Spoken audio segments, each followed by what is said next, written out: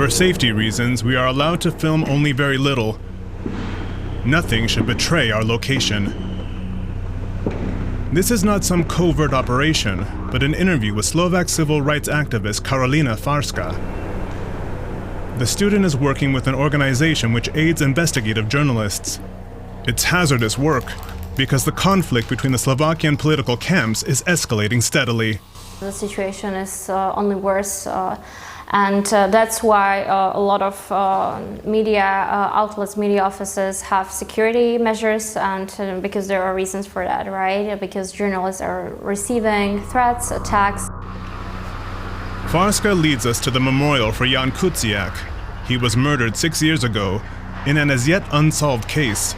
She was still going to school when he was killed. I didn't want to live in a country where journalists are being killed because of what they do. Farska co-founded Slovakia's largest movement to defend civil rights and press freedom, most recently at a large demonstration on the anniversary of Jan Kuciak's murder. But it comes at a price. I receive death threats and any kind of other threats of physical violence, and these hopes that what everything should be done with me. And yeah, it was unexpected for me from the beginning. Soon I realized that this is something what happens to journalists, to people who are active in public life. Even Slovak Prime Minister Robert Fico has been on the receiving end. Last May, he barely survived being shot 5 times at close range.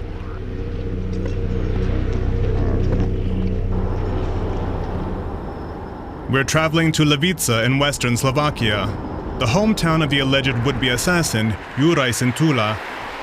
He lived quietly in this apartment block. He and his wife were normal pensioners and didn't cause any problems. I don't know what was going on in his head. I know he disagreed with our government and was against the Sinti and Roma communities. But that's no reason to grab a gun and start shooting. But Juraj Sintula did shoot. In the woods a few kilometers away, remnants of police tape and a tree riddled with bullet holes mark where he rehearsed. Violence seems omnipresent in Slovakia, in thought, language, everyday politics, be it government or opposition.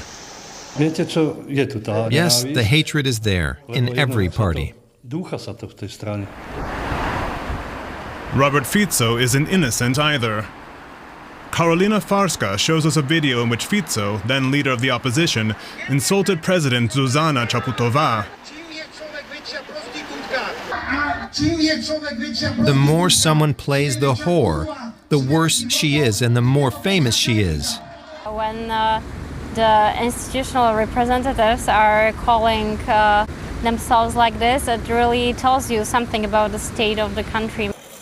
And it's getting worse, at the expense of the rule of law and democracy.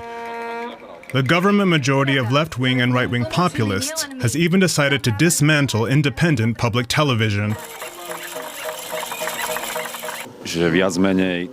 Critical reporting, which is our job, is in danger of disappearing.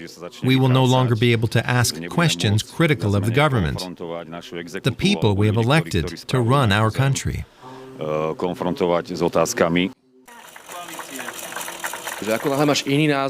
Anyone with a different opinion is immediately labeled an extremist and is permitted no public voice. We have to change that attitude. Political scientist Olga Gyarvashova feels Slovakia is on a dangerous course. This is no longer about objective political dialogue. It's little more than insults and hateful opinions and statements. And if we look at the role social media is playing, we have a very toxic and dangerous mixture in Slovakia today. But Karolina Farska refuses to give up the struggle for democracy. You know, maybe even worse cases will happen in the future, and it doesn't matter that we should stop trying with making this country a better place for our lives, because like we don't have any other. A difficult job in a country straying further and further from democracy.